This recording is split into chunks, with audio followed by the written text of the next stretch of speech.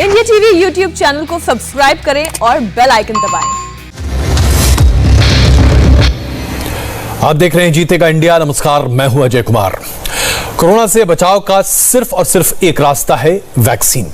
इसलिए आज मैं आपको बताऊंगा कि देश में वैक्सीनेशन की क्या स्थिति है और कैसे आपको इस बात का ध्यान रखना चाहिए कि जल्द से जल्द आप अपना वैक्सीन लगवाएं। देश में अब तक 19 करोड़ लोगों को वैक्सीन लग चुकी है। इनमें से 14 करोड़ 46 लाख लोगों को पहली डोज वैक्सीन की लगी है। 4 करोड़ 26 लाख लोगों को दोनों डोज वैक्सीन लग चुकी है। दुनिया में अब तक वैक्सीन लगाने के नंबर में भारत तीसरे स्थान पर है। अब तक चीन ने 45 करोड़ लोगों को वैक्सीन लगवाया है। अमेरिका ने 27 करोड़ 70 लाख लोगों को वैक्सीन लगाया है और भारत ने 19 करोड़ लोगों को लगभग वैक्सीन लगा दिया है। देश के 3 राज्य जहां सबसे ज्यादा वैक्सीनेशन हुई है, अब जरा यह भी देख लीजिए। उत्तर प्रदेश, मध्य प्रदेश और कर्नाटक। उत्तर प्रदेश में अब तक 1 करोड़ 53 लाख वैक्सीन लगाए जा चुके हैं। उत्तर प्रदेश में आज के दिन यानी कि बीते 24 घंटे में 1,82,000 लोगों को वैक्सीन लगाया गया। दूसरे नंबर पर मध्य प्रदेश का आता है, जहां पर 93,18,000 लोगों को अभी तक वैक्सीन लगाया जा चुका है और बीते 24 घंटे में 1,38,000 लोगों को मध्य प्रदेश में वैक्सीन लगाया गया। और तीसरे नंबर पर कर्नाटक है, जहां पर 1 करोड़ 44 लाख लोगों को वैक्सीन अब तक लगाया जा चुका है, लेकिन बीते 24 घंटे में कर्नाटक में वैक्सीनेशन की स्पीड थोड़ी स्लो हुई है। 82,000 लोगों को ही वैक्सीन लगाया जा सका। यानी वैक्सीन लोगों को बड़े पैमाने पर लग रहा है, लेकिन कुछ एक राज्य ऐसे हैं जहां गति धीमी पड़ रही है। इनको तेज करने की आवश्यकता है और यह चिंता का विषय है। अब मैं आपको दिखाता हूं कि कैसे ग्रामीण क्षेत्र में कोरोना का जो प्रकोप है वो लगातार कम हो रहा है और इसकी वजह से उम्मीद बन रही है कि बहुत जल्द सेकेंड वेव से हमको छुटकारा मिलने जा रहा है। तो यह आंकड़ा आपके लिए बहुत महत्वपूर्ण है, जरा ध्यान से देखिएगा। मैं आपको वो ग्रामीण क्षेत्र दिखा रहा हूं जहां 30% से भी कम जो है वो माफ कीजिएगा 30% से भी कम की गिरावट रेट आ चुकी है। सबसे पहले आप देखिए, प्रयागराज में 91% गिरावट आ चुकी है नए कोरोना के मामले में। नंदुबार में 83% गिरावट आई है। गया में 73% गिरावट, लातूर में 70%, मुजफ्फरपुर में 59%, उधम सिंह नगर में 54%, गोरखपुर में 53%, रीवा में 43%, हरिद्वार में 37%, अलवर में 32%। यह हमने आपको बताया ग्रामीण क्षेत्र जहां पर गिरावट आई है नए केसेस में। शहरी क्षेत्रों में जहां पर गिरावट बड़े पैमाने पर आ रही है, अब जरा उनकी भी श्रृंखला देख लीजिए। कानपुर 90% गिरावट आ चुकी है। लखनऊ 79% गिरावट आ चुकी है। 85% मुंबई में, पटना में 83%, नागपुर 81%, ठाणे में 78%, दिल्ली में 75%, देहरादून में 56%, पुणे में 52%, भोपाल में 48%, बेंगलुरु में 46% और जयपुर में 29%। तो यानी कि लगातार कोरोना के नए मामले कम होते चले जा रहे हैं। लेकिन एक बड़ी अफसोस की बात है और यह आपको दिखाते हुए मुझे अफसोस भी हो रहा है और मैं आपको चेता भी रहा हूं। बहुत बड़ी संख्या ऐसी हमारे देशवासियों की है जो मास्क नहीं लगाते हैं और आप बहुत बड़ा अपराध करते हैं अगर आप मास्क नहीं लगाते। और यह आंकड़े मैं आपको दिखा रहा हूं ताकि आप सजग हो सकें। स्वास्थ्य मंत्रालय के मुताबिक अभी तक देश में सिर्फ 50% लोग ही हैं जो मास्क का इस्तेमाल करते हैं। 50% लोग हमारे देश में मास्क नहीं लगाते हैं। बहुत दुखद है ये। अगर आप मास्क नहीं लगा रहे हैं, याद कीजिए आप देशद्रोह कर रहे हैं। मास्क लगाने वाले लोगों में 64% ऐसे लोग हैं जो मास्क लगाते जरूर हैं, लेकिन मास्क को नाक के नीचे लगा कर रखते हैं। भाई आप तो ढोंग कर रहे हैं ना। फिर अगर आप मास्क को नाक के नीचे लगा रहे हैं तो फायदा ही क्या है मास्क लगाने का? आप गलत कर रहे हैं अपने साथ, अपने परिजनों के साथ। उसके साथ साथ कुछ तो ऐसे लोग हैं जो मास्क लगाते हैं, कान पर दोनों लगे रहता है, लेकिन ठुड्डी के पास रहता है यहां पर। जरा बताइए, 20% ऐसी संख्या है लोगों की जो कि मास्क लगाते हैं लेकिन ठुड्डी पर लगा कर रखते हैं। आप सिर्फ अगर मास्क लगा कर रखे रहें तो फिर आप अपने आप को कैसे बचाएंगे? अगर वो ठुड्डी पर है, नाक के नीचे है तो मास्क ठीक तरीके से पहनना आपकी नैतिक जिम्मेदारी है। अगर आप मास्क ठीक तरीके से नहीं पहनते हैं तो आप देशद्रोह कर रहे हैं, इससे कम नहीं है, आप गद्दार हैं। और वो इसलिए क्योंकि आप सिर्फ अपनी जान खतरे में नहीं डाल रहे, अपने परिवार की जान, अपने आस पड़ोस की जान, देश के हर नागरिक की जान आप खतरे में डाल रहे हैं। मास्क आपके जीवन के लिए आवश्यक है, कृपा करके इसे पहनिए, अन्यथा मास्क कोरोना और आपके बीच में दीवार बनकर ना हो तो रास्ता सिर्फ ऊपर वाले के पास है, इसके अलावा किसी के पास नहीं है। ऐसे में मैं आपको ये तस्वीरें दिखा रहा हूं जो तेलंगाना पुलिस की है, जो लोगों पर निगरानी रखने के लिए ड्रोन कैमरे का इस्तेमाल कर रही है। अब बताइए जरा, पुलिस को भी निगरानी रखनी पड़ रही है लोगों के ऊपर, लेकिन लोग करें क्या? अब आपके ऊपर ये डंडा ना चलाया जाए तो फिर कैसे काम चलेगा?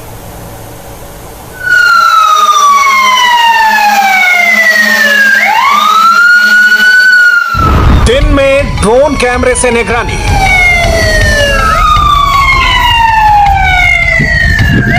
रात में भी ड्रोन से पेट्रोलिंग,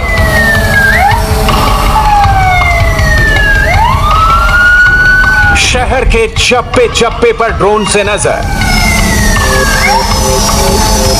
गलियों में भी राउंड पर ड्रोन, लापरवाही बरतने वालों सावधान, आप पर ड्रोन की नजर है। तेलंगाना के सूर्यापेट जिले में पुलिस ऐसे ही ड्रोन कैमरे से शहर के चप्पे चप्पे पर अपनी नजर बनाए हुए है। कोरोना को लेकर अगर कोई लापरवाही करता हुआ ड्रोन कैमरे में कैद हुआ, उस पर पुलिस ने एक्शन लेने का फैसला लिया है।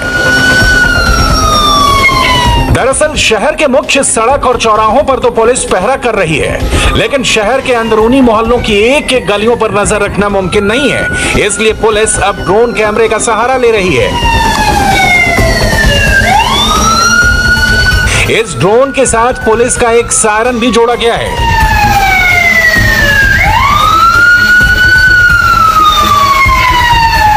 ये ड्रोन जीपीएस सपोर्ट से लैस है, जिससे दिन हो या रात हर गली मोहल्ले पर निगरानी रखे हुए है।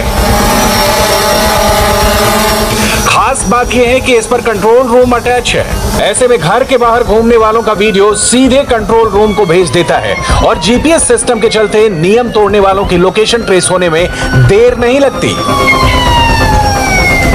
दिन हो या फिर रात, ड्रोन का कैमरा हमेशा ऑन है। इसके पीछे पुलिस का बस यही मकसद है कि कोरोना को लेकर बनाए गए गाइडलाइन का लोग पूरी तरह से पालन करें। जो लोग लापरवाही बरत रहे हैं वो पुलिस की नजर में आ जाएं, ताकि उनके खिलाफ पुलिस कार्रवाई कर सके और कोरोना संक्रमण को रोका जा सके। तेलंगाना में कोरोना संक्रमितों की संख्या बढ़कर 5,44,000 हो गई है। कोरोना के संक्रमण को फैलने से रोकने के लिए लागू लॉकडाउन को 30 मई तक बढ़ा दिया गया है। ऐसे में लॉकडाउन सख्ती से लागू रहे, इसलिए पुलिस ड्रोन का सहारा ले रही है। बेंगलुरु में कर्नाटक रोडवेज ट्रांसपोर्ट कॉरपोरेशन यानी कि KSRTC ने कोरोना को हराने के लिए अपने बस को आईसीयू वार्ड में कन्वर्ट कर दिया है। अब कहीं भी जरूरत हो, इस बस को इस आईसीयू वार्ड को पहुंचाया जा सकता है। अगर आपको अस्पताल में जगह नहीं मिल पा रही है, आप कोरोना से संक्रमित हैं, तो आप इस आईसीयू बेड का इस्तेमाल कर सकते हैं। और ऐसा करने के लिए आपको बस KSRTC की मदद लेनी होगी और ये आईसीयू सीधे आप तक पहुंचेगी। बेंगलुरु में आईसीयू ऑन व्हील्स में बेड पाने के लिए आपको KSRTC के कंट्रोल नंबर पर फोन करना है और हम चाहते हैं कि बेंगलुरु के हमारे तमाम दर्शक इस नंबर को नोट करें। नंबर है 0802625265। इस नंबर पर आप फोन कीजिए, आपको तुरंत मदद मिलेगी और आपको एक चलता फिरता आईसीयू मिलेगा। ये आईसीयू ऑन व्हील है, चलता फिरता आईसीयू वार्ड। ऐसा आईसीयू जो खुद मरीज के पास चलकर पहुंच जाएगा। इसे Karnataka state roadways transport corporation यानी KSRTC ने बनाया है। इस मोबाइल आईसीयू वार्ड में क्या खास है, इसे जान लीजिए। KSRTC की बस को किस तरह से आईसीयू बेड्स में यहाँ पर तब्दील किया गया है। 5 बेड की सुविधा इसमें दी गई है और वो सारे उपकरण जो एक आईसीयू वार्ड के अंदर होने चाहिए उसे यहाँ पर फिट किया गया है। 24 आवर्स मॉनिटरिंग जो है हेल्थ सिस्टम की, उसके लिए यहाँ पर देखिए किस तरह से मॉनिटर्स लगाए गए हैं। इसके अलावा जो oxygen concentrator, oxygen cylinder, 2 cylinder की व्यवस्था यहाँ पर की गई है। साथ ही ऑक्सीजन कॉन्सेंट्रेटर भी यहाँ पर फिक्स किया जा रहा है और इसकी सप्लाई के लिए एक जनरेटर जो है यहाँ पर इस बस में लगाया गया है। 10 लाख रुपए की कीमत से ये बस KSRTC ने रेडी की है, जो खास तौर पर गांवों में बहुत मददगार साबित हो सकती है, क्योंकि वहां के अस्पतालों में आईसीयू बेड्स की कमी है। इस आईसीयू बस में डॉक्टर रहेंगे, मेडिकल स्टाफ रहेगा, साथ ही साथ किसी अस्पताल के आईसीयू वार्ड में जो भी स्वास्थ्य सुविधाएं रहती हैं वो इस आईसीयू ऑन व्हील में भी मौजूद हैं। कोरोना को हराने के मकसद से केएसआरटीसी के इंजीनियरों ने बस को आईसीयू में बदल दिया है। हमारे वर्कशॉप में ही हमारा इंजीनियर्स लोग, हमारा ड्राइवर्स, क्रू, मैकेनिक सभी लोग मिला के ये इतना अच्छा प्रोडक्ट अभी लाए हैं। आई होप हमें हमारे गाँवों में, स्पेशली गाँवों में ये बहुत उपयुक्त जारी होगा, इसलिए हम कल से प्रारंभ हुआ है। इस एक बस में 5 बेड हैं, सभी बेड आईसीयू सपोर्ट से लैस हैं।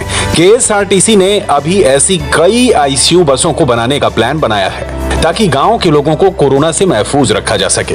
केएसआरटीसी का ये कहना है कि 10 लाख रुपए की लागत से ये बस तैयार हुई है और सीएसआर के तहत कोई भी एनजीओ इस बस को अडॉप्ट करने के लिए आगे आता है तो ऐसी बसें बनाई जा सकती है और 10 दिन में एक बस तैयार की जा सकती है। तो ऐसी ज़्यादा से ज़्यादा बसें बनेंगी तो हॉस्पिटल पर आईसीयू वार्ड में जो है बर्डन कम होगा और लोगों को ज़्यादा से ज़्यादा तादाद में बचाया जा सकेगा।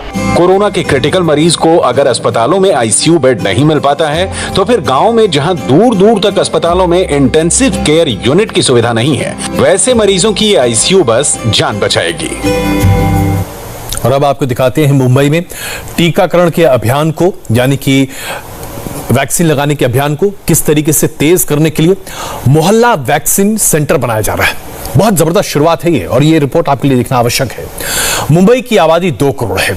आबादी के मुकाबले सीमित वैक्सीनेशन सेंटर होने की वजह से हर सेंटर पर बहुत भीड़ जम जाती है, खास करके जब आप सीनियर सिटीजन को वैक्सीन दिलाने के लिए कोशिश करें तो बहुत मेहनत करनी पड़ती है। इसलिए अब मोहल्ला वैक्सीनेशन सेंटर बनाया जा रहा है। हर 5000 की आबादी पर एक मोहल्ला टीकाकरण सेंटर बनाया जाएगा। पहला मोहल्ला वैक्सीनेशन सेंटर मुंबई के सेंट्रल अंधेरी में है। यहां गिलबर्ट हिल झुग्गी बस्ती में से शुरू किया गया है। महाराष्ट्र सरकार ने मोहल्ला वैक्सीनेशन सेंटर की सुविधाएं कैसी रहेंगी, किस तरीके से यहां पर वैक्सीनेशन होगा, जरा देखिए। यहाँ पर पहले जो गरीब बच्चे हैं उन्हें सिखाया जाता था, सिलाई की ट्रेनिंग दी जाती थी, लेकिन जिस तरह से वैक्सीनेशन की संख्या लगातार बढ़ती गई उसके बाद यहाँ पर इस सेंटर में जो जरूरी तब्दीलियां हैं उसे किया गया। हमारे साथ यहाँ पर कांग्रेस के युवा नेता है जिन्होंने इस वेलफेयर सेंटर को मोहल्ला क्लिनिक में के बजाय मोहल्ला वैक्सीनेशन में कन्वर्ट किया, वो है सुफियान हैदर। उनसे बात करें। सुफियान, मैं आपसे जानना चाहूंगा, आप मुझे पहले अपना ये सेंटर दिखाइए और इसके बारे में बताइए। यहाँ पर आप जैसे कि देखोगे यहाँ पर रजिस्ट्रेशन चालू है। जो रजिस्टर होकर यहाँ आ रहे हैं उनको यहाँ पर रजिस्ट्रेशन और सर्टिफिकेट देना यहाँ पर चालू है। यहाँ पर हमने लैपटॉप और सब लगा के रखा है रजिस्ट्रेशन के लिए। और आप यहाँ पर चलोगे ये साइड तो क्या है फिर यहाँ पे, तो आप यहाँ चलोगे तो यहाँ हमारा वैक्सीनेशन देने का यहाँ पे प्रक्रिया चालू है, यहाँ पर प्रोसेस। हाँ, आप इसके पहले कहीं और गए थे या पहली बार डायरेक्ट? मैं यहाँ पे पहली बार आई हूँ। कितना कन्वीनियंट हुआ आपके लिए, क्योंकि हम बाकी सेंटर्स पर काफी भीड़ होती थी, वहाँ पे धक्का मुक्की अगर आपने टीवी पर भी देखा होगा, तो कितना कन्वीनियंट आपको लगा यहाँ पर आना, यहाँ पे वैक्सीनेट कराना? यहाँ पे आने से बहुत कन्वीनियंट हो गया। मैंने हम लोग जैसे अंदर आए, इन लोग जो स्टाफ है बहुत कोऑपरेटिव थे। तुरंत उन्होंने हमारा रजिस्ट्रेशन सब चेक करके वैक्सीनेशन रुकना नहीं पड़ा। दूसरी जगह पे लाइन में 2-2 घंटे तक रुकना पड़ता है, वैसे यहाँ पे नहीं हुआ। यहाँ पे बैठने की जगह है और ये लोग पूछ भी रहे पानी चाहिए, ये चाहिए, तो इट्स वेरी नाइस। देखिए ये बड़ा बदलाव हो सकता है इस तरह के वैक्सीनेशन सेंटर्स में, जहां पर मुंबई जैसे शहर में जहां पर आबादी इतनी ज़्यादा है और इतनी बड़ी आबादी में फिलहाल चूंकि वैक्सीन की कमी है और लोगों की संख्या ज़्यादा है, तो फिलहाल सरकार जो है 60 प्लस और 45 प्लस जो है उन्हें टीका दे रही है। लेकिन अगर इसी तरह से हर एक मोहल्ले में अगर वैक्सीनेशन सेंटर्स खुलने लग गए तो उसका काफ़ी ज़्यादा फायदा आम लोगों को होगा। तो कांग्रेस की तरफ से पहल की गई। सर, मैं आपसे जानना चाहूँगा, आप यहाँ पर सुबह से अब तक कितने लोग आए हैं टीका लेने के लिए और आपका अनुभव कैसा रहा? क्योंकि हमने बाकी वैक्सीनेशन सेंटर्स पर देखा, वहां पर जो डॉक्टर्स है, मेडिकल स्टाफ है, उन पर काफी ज्यादा दबाव होता है, लोग ज्यादा है, स्टाफ कम है। यहाँ अभी तक तो सिंस मॉर्निंग 30 लोग आए हैं। यहाँ पे अभी इतना क्या बोलते हैं अवेयरनेस क्रिएट नहीं हुआ है, बट धीरे धीरे कैसे है, मैं एक्सपेक्ट कर रहा हूँ कि हमारा 100 डोज पर डे का रहता है, मैं एक्सपेक्ट कर रहा हूँ 100 लाइक फुल हो जाए, एंड मे बी अगर ज़्यादा डोसेज आए नेक्स्ट तो लाइक आई एम एक्सपेक्टिंग यहाँ पे ह्यूज लाइन हो, and that will be like very good, huge line हो और वैक्सीनेशन के लिए बहुत ज़्यादा रिस्पॉन्स आए, तो that is our main motto. इस बात को नोट करना चाहिए दूसरे राज्यों को भी, अगर आप मोहल्ला क्लिनिक की जगह मोहल्ला वैक्सीनेशन सेंटर शुरू कर दीजिए तो देखिए कितनी आसानी से पूरी आबादी को वैक्सीनेट किया जा सकता है। कोरोना की जंग में जम्मू कश्मीर की मदद के लिए जर्मनी और साउथ कोरिया के बाद अब WHO भी सामने आया है। WHO ने जम्मू कश्मीर स्वास्थ्य विभाग को 100 ऑक्सीजन कॉन्सेंट्रेटर्स दिए हैं, जो कोरोना काल में मरीजों के लिए बहुत मददगार साबित हो रहे हैं। श्रीनगर के WHO के भारतीय सहभाग के दफ्तर ने ये कॉन्सेंट्रेटर्स जम्मू कश्मीर के स्वास्थ्य विभाग को सौंपे हैं। इनमें से 50 जम्मू सहभाग को और 50 कश्मीर सहभाग के अस्पतालों को सौंपे गए हैं। 8 लीटर प्रति मिनट की क्षमता वाले ये कॉन्सेंट्रेटर्स जम्मू कश्मीर सरकार के लिए बहुत मददगार साबित होने जा रहे हैं। WHO की तरफ से जम्मू कश्मीर और लद्दाख को 100 कॉन्सेंट्रेटर्स और दिए जाएंगे। इससे पहले जर्मनी ने 7 ऑक्सीजन प्लांट जम्मू कश्मीर के लिए दिए थे, जिसकी क्षमता 7100 लीटर प्रति मिनट है। अब WHO 100 ऑक्सीजन कॉन्सेंट्रेटर्स भी भेज रहा है। हमें इतना प्रिपेयर रहना है कि थर्ड वेव के फोर्थ वेव के लिए भी खुदा ना करे आए, लेकिन वी शुड बी प्रिपेयर। और उसके लिए हम इनके बड़े ही शुक्रगुजार हैं कि इन्होंने हमें ये दिया। इसकी जो डिस्ट्रीब्यूशन होगी हम यहाँ ये वर्कआउट करके, हालांकि हमारे पास इस टाइम अगर देखा जाए ऑक्सीजन की कोई कमी नहीं है, कोई किल्लत नहीं है, हर एक जगह बराबर है, फिर भी हम इसको प्रॉपरली डिस्ट्रीब्यूट करके उनसे रिक्वेशन लेकर डिस्ट्रीब्यूट कर देंगे। और अब आपको राजस्थान ले चलते हैं, जहां फतेहपुर शेखवाट में 7 दोस्तों की एक टीम होम आइसोलेशन वाले कोरोना मरीजों के लिए मुफ्त में ऑक्सीजन सिलेंडर सप्लाई करने की पूरी कोशिश कर रहे हैं। गौर करने वाली बात यह है कि इन लोगों ने खाली सिलेंडर की व्यवस्था डेंटर पेंटर की दुकान से की है। टीम के लोग दूर दूर तक जाकर ऑक्सीजन भरवाते हैं, फिर कोरोना मरीजों तक ये ऑक्सीजन के सिलेंडर पहुंचवाते हैं, और वो भी बिल्कुल मुफ्त। फतेहपुर शेखावटी के गांव में 7 युवकों ने मिलकर इस मुहिम को शुरू किया है। इन टीम को टीम 7 के लोग नाम से पुकारते हैं, और कोरोना मरीजों तक ऑक्सीजन मुहैया कराने के लिए इन लोगों ने अभी तक काफी मेहनत की है। 30 सिलेंडर जुटा लिए हैं, जिससे हिसार, जयपुर, बीकानेर के ऑक्सीजन प्लांट में रात में जाकर ऑक्सीजन भरवाते हैं और उसके बाद अपने इलाके के आसपास के लोगों तक ऑक्सीजन मुहैया कराते हैं। जब देश के नौजवान बड़े पैमाने पर इस तरह से मदद के लिए सामने आ जाएं, तो फिर कोरोना क्या चीज है? जहाँ भी हमें सिलेंडर मिलते हैं हम वहाँ से ला रहे हैं। और सबसे खास बात, जो हमारे संपर्क के हैं और हमारे मित्र हैं, वो लाइन में लगे रहते हैं 2-2, 3-3 घंटा। डॉक्टर की यहाँ से फतेहपुर से स्लिप की पर्ची ले जाते हैं, दास से भी जो पेशेंट है उनकी स्लिप ले जाते हैं और उनको घर पे ला के देते हैं, वो भी बिल्कुल निःशुल्क। पेशेंट है जिनको रिक्वायरमेंट है, जैसे घर पे डिस्चार्ज कर दिया या फिर कभी हॉस्पिटल में रिक्वायरमेंट हो जाती है, अलग अलग जगह से हमारे पास पेशेंट आ रहे हैं, उनको हम अब तक हमने 350-400 लगभग सिलेंडर वितरण कर दिए और फ्री ऑफ कॉस्ट हम लोग सब सिलेंडर वितरित कर रहे हैं। मुंबई में लगातार कोरोना के केस कम हो रहे हैं, लेकिन तीसरी वेव की आशंका को देखते हुए रिलायंस फाउंडेशन अस्पताल में क्रिटिकल केयर यूनिट को बढ़ा दिया गया है। बच्चों और युवा लोगों के बढ़ते कोरोना संक्रमण को और उसके खतरे को देखते हुए रिलायंस फाउंडेशन की तरफ से national sports club of India Worli में 650 बेड पर कोरोना मरीजों का इलाज चल रहा है। 650 बेड में से 100 बेड बिना लक्षण वाले बच्चों के इलाज के लिए हैं और 20 बिस्तर आईसीयू देखभाल के लिए रखे गए हैं। रिलायंस फाउंडेशन ने हल्के, मध्यम और एसिम्प्टोमेटिक कोरोना मरीजों के इलाज के लिए बांद्रा कुर्ला कॉम्प्लेक्स के एक होटल में भी 100 बेड चालू किए हैं, जिसके जरिए लोगों की मदद हो सकती है। तो काफी कोशिशें की जा रही हैं इस संदर्भ में कि अब हम थर्ड वेव के लिए, जो कि माना जा रहा है कि अक्टूबर-नवंबर के आसपास आएगा, उसके लिए पूरी तरह से तैयार रहें।